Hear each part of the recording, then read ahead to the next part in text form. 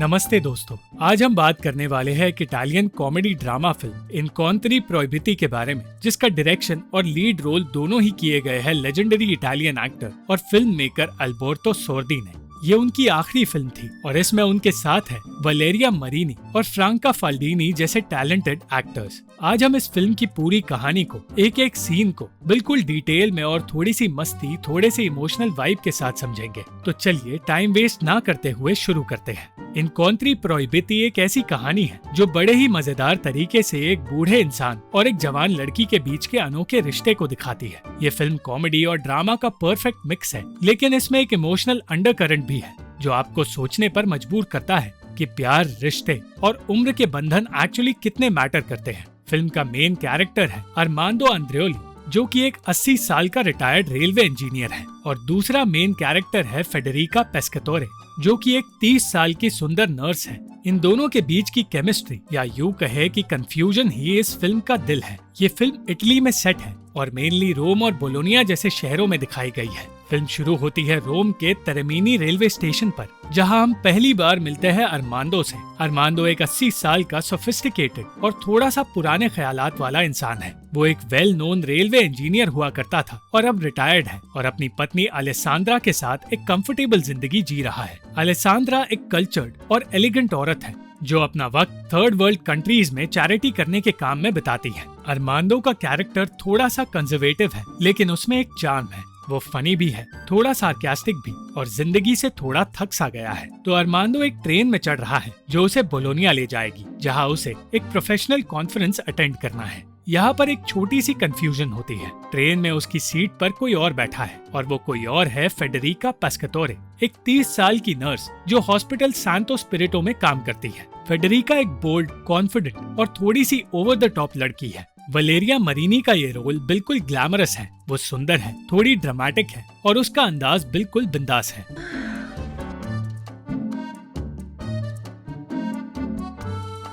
Federica और Armando के बीच train में थोड़ी सी नोक-झोंक हुई। अरमांडो को लगा कि ये लड़की थोड़ी सी बदतमीज है और फेडेरिका को अरमांडो एक टिपिकल बुढ़ाऊ लगा जो शायद उसकी जवानी से जेलस है। लेकिन ये नोक-झोंक जल्द ही एक फ्रेंडली बैंटर में बदल जाती है। फेडेरिका का कैरेक्टर ऐसा है कि वो अरमांडो को थोड़ा टीज करती है और अरमांडो भी अपने ड्राई ह्यूमर से जवाब देता है। ये सीन सेट करता है इन दोनों के रिश्ते का टोन। एक तरफ है एक्सपीरियंस तो दूसरी तरफ जवानी, और यही से ये फिल्म अपना असली मजा शुरू करती है। ट्रेन के सफर के बाद हम पहुंचते हैं बोलोनिया में। अरमांडो अपने कॉन्फ्रेंस के लिए रेडी है, मगर उसे एक प्रॉब्लम का सामना करना पड़ा। उसके होटल बुकिंग में कुछ गड़बड़ हो गई और उसे कोई रूम नहीं मिला। अब अरमांडो, जो एक डिसिप्लिन्ड और ऑर्गेनाइज्ड आदमी है, थोड़ा सा परेशान हो जाता है।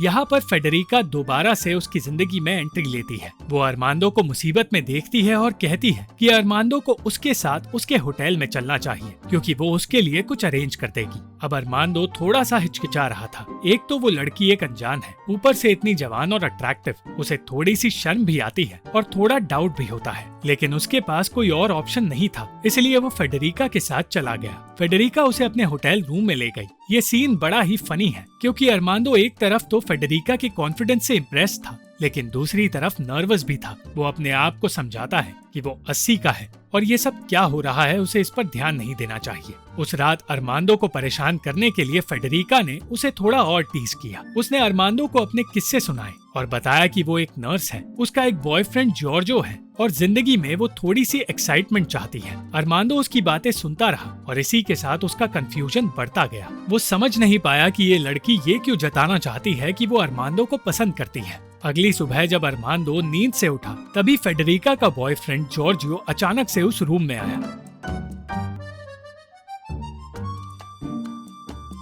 जॉर्जियो एक टिपिकल पोजेसिव बॉयफ्रेंड है और वो अरमांडो को फेडेरिका के साथ देखकर गुस्से से पागल हो गया। वो सोचने लगा कि अरमांडो और फेडेरिका के बीच कुछ चक्कर चल रहा है। अरमांडो, जो एक रिस्पेक्टेबल बूढ़ा है, अपने आप को जस्टिफाई करने की कोशिश करने लगा, मगर जॉर्जियो कुछ भी सुनने के लिए तैयार नहीं था। फेडेरिका भी थोड़ा ड्रामा ऐड करने लगी और जॉर्जियो को उसने और गुस्सा दिला दिया। आखिर में अरमांडो किसी तरह सिचुएशन को हैंडल करने लगा और थोड़ी बहुत कोशिश करके वो वहाँ से बाहर निकल पाया, मगर एक इंसिडेंट उसके दिमाग में घूमता रहा। वो सोचता रहा कि ये लड़की कितनी अनप्रेडिक्टेबल है और शायद थोड़ी सी खतरनाक भी। जॉर्जियो और फेडेरिका की बहस शुरू हो गई और इस बहस में हमें ये समझ आया कि फेडेरिका ऐसी ही एक लड़की है जो अपनी जिंदगी अपने हिसाब से जीना चाहती है, बिना किसी रूल्स के। अरमांडो वापस रोम चला गया और अपनी नॉर्मल जिंदगी में वापस सेटल होने की कोशिश करने लगा। वो अपनी पत्नी अलेसांद्रा को पूरा इंसिडेंट बताने लगा। अलेसांद्रा एक मैच्योर्ड और अंडरस्टैंडिंग औरत है और वो अरमांडो की बातों को सीरियसली लेती है,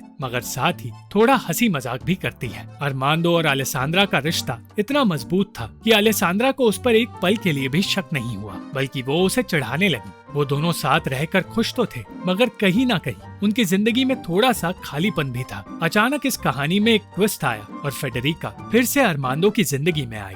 वो अचानक से रोम में अरमांडो के घर में आ पहुंची। फेडेरिका बताने लगी कि उसका जॉर्जियो से ब्रेकअप हो गया है और अब वो जिंदगी में अकेली है। वो अरमांडो के साथ वक्त बिताना चाहती थी क्योंकि उसे अरमांडो दूसरों से अलग लगता है। अरमांडो के लिए ये सिचुएशन बिल्कुल ऑकवर्ड थी। एक तरफ वो फेडेरिका के चार्म से इम्प्रेस था, मगर दूसरी तरफ वो अपनी उम्र और अपनी शादी के बारे में भी सोच रहा था। फेडेरिका अरमांडो को एक लंच के लिए इनवाइट करती है और वहाँ वो उसे अपने पेरेंट्स से भी मिलवाती है। ये सीन बड़ा इंटरेस्टिंग है क्योंकि फेडेरिका के माता पिता भी थोड़े से कंफ्यूज थे कि आखिर उसके साथ ये लड़का इतना बूढ़ा क्यों है, मगर फेडेरिका का एटीट्यूड इतना पॉजिटिव था कि उसने सबको कन्विंस कर लिया था। अरमांडो को अब लगने लगा कि शायद फेडेरिका उससे शादी करना चाहती है, इसलिए ये बात उसे एक्साइट भी करने लगी मगर उसे डराने भी लगी। अब कहानी यहाँ से थोड़ी सी सीरियस हो जाती है। अलेसांद्रा, जो अब तक अफ्रीका में थी, रोम वापस आ पहुंची। उसने देखा कि अरमांडो का बिहेवियर थोड़ा बदला हुआ है। वो समझ गई कि अरमांडो फेडेरिका के बारे में सोचने लगा है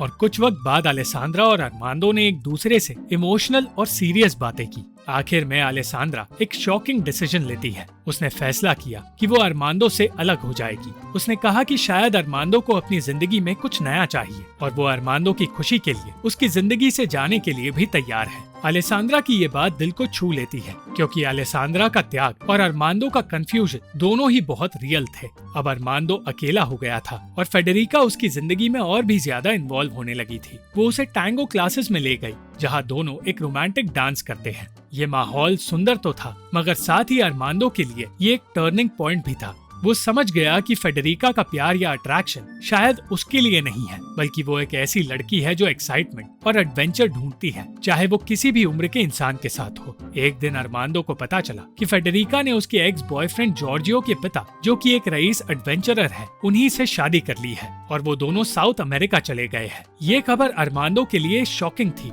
मगर साथ ही ये खबर सुनकर उसे राहत भी मिली। वो समझ गया कि फेडेरिका का प्यार उसके लिए कभी सीरियस था ही नहीं, वो तो बस एक फ्री स्पिरिट थी। अंत में अरमांडो अपने आप को एक टैंगो स्कूल में इमेजिन करने लगा जहां वो फेडेरिका के साथ डांस कर रहा है। वो उस मोमेंट को याद करने लगा जब उसने जिंदगी को दोबारा जीने का मजा लिया था, मगर अब वो अपनी जिंदगी में अकेले रहकर शांति से जी रहा है।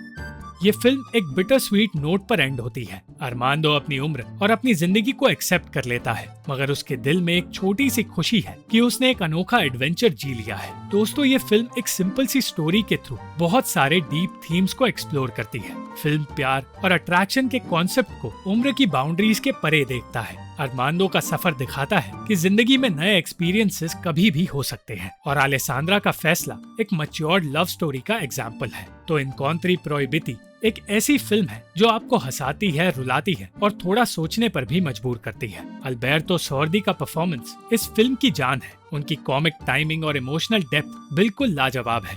वलेरिया मरीनी का ग्लैमर और एनर्जी फिल्म को फ्रेश रखता है, मगर कुछ क्रिटिक्स को लगा कि उनकी एक्टिंग थोड़ी सी ओवर द टॉप थी। क्या ये एक परफेक्ट फिल्म है? शायद नहीं। कुछ सीन्स थोड़े स्लो जरूर है और क्लाइमैक्स थोड़ा अब्रप्ट लग सकता है, लेकिन अगर आप एक लाइट हार्टेड, थोड़ी सी नॉटी और एक इमोशनल रोलर कोस्टर राइड देखना चाहते हैं तो ये फिल्म आपके लिए है। तो जल्दी से इस फिल्म को देखो और कमेंट में हमें जरूर बताओ कि आपको अरमांडो और फेडेरिका की केमिस्ट्री पसंद आई या नहीं। Thank you for watching this video. अगर आपको ये वीडियो पसंद आई तो इस वीडियो को लाइक, शेयर और इस वीडियो पर कमेंट जरूर करें और इस चैनल को सब्सक्राइब करना मत भूलना।